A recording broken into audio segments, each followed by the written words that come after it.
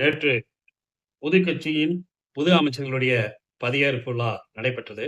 நடைபெறுவதற்கு முன்பாக எப்போதும் தமிழ்த்தாய் வாழ்த்து தான் பாடணும் முதல் கட்டமா. இதுதான் நம்மளுடைய 50, 60 ஆண்டுகால ஒரு மரபாகவும் இருந்தது. தமிழ்நாட்டின் மக்களின் விருப்பமாகவும் இருந்தது. ஆனால் முதலமைச்சராக பொறுப்பேற்ற விஜய் அவர்களுடைய நிகழ்வில் இதே நடைமுறை கடைபிடிக்கப்பட்டது. என்ன நடைமுறை? வந்தே மாதரம், ஜனகண மனகண, அப்புறம் நம்ம தமிழ்த்தாய் வாழ்த்து. இந்த நடைமுறை கடைப்பிடிக்கப்பட்டது.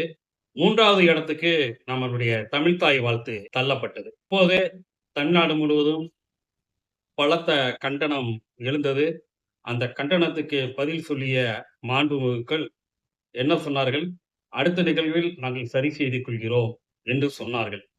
ஆனால் செய்தார்களா என்றால், இல்லை என்று தான் நாம் சொல்ல வேண்டும். ஏன்னா 2வது தடவையா நேத்து அந்த நிகழ்வில் அது கடைபிடிக்கப்படவில்லை. கேட்டதற்கு கல்வி அமைச்சர் ராஜ்மோகன் மலப்பலாக பதில் சொல்லிவிட்டு வேகமாக விரைகிறார். என்ன மலப்பலான பதில்னா, இது கவர்னர் மாளிகை. கவர்னருக்குன்னு ஒரு ஒரு விதிமுறை இருக்கு. அத பண்ணியாகணும். மத்திய சர்க்காருடைய சுற்றறிக்கை வேற அப்படின்னு சொன்னார். அதெல்லாம் ஒண்ணும் இல்ல. கவர்னருக்கு சம்பளம் தரக்கூடியது தமிழ்நாடு அரசு. கவர்னருக்கு மத்திய சர்க்கார் ஒண்ணும் சம்பளம் தரல.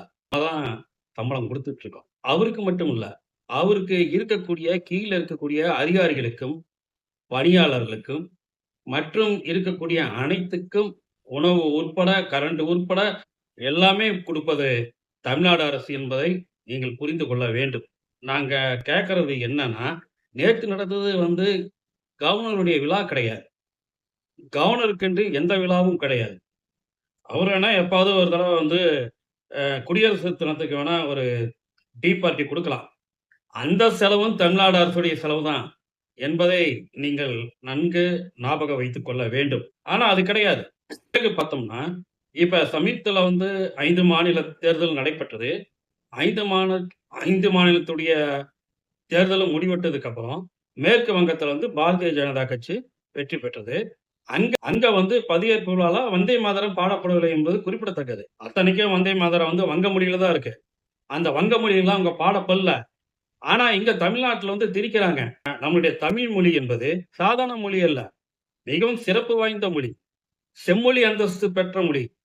செம்மொழி அந்தஸ்து பெற்ற மொழி என்கின்ற போது, இவர்கள் பின்னுக்கு தள்ளுவது ஏன்? மொழியை அழித்து விட்டால், கலாச்சாரத்தை அழித்து விடலாம் என அங்க இருக்கக்கூடிய ஆர்எஸ்எஸும், பாஜகவும் சொல்கிறதா? இந்த கவர்னர் மூலியமாக.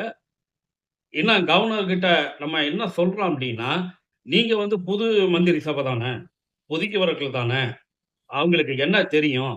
நம்ம சொல்றத கேட்டுக்குவாங்க அப்டின்னு நெனைக்கிறது மாபெரும் தப்பு.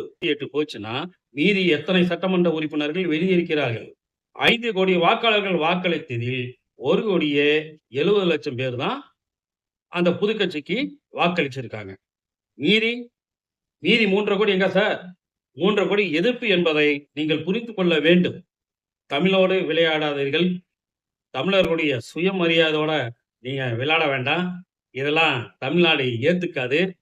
நீங்க வெகு விரைவில் இதை சந்திப்பீர் என்பதை மட்டும் நான் சொல்லிக்கிறேன்.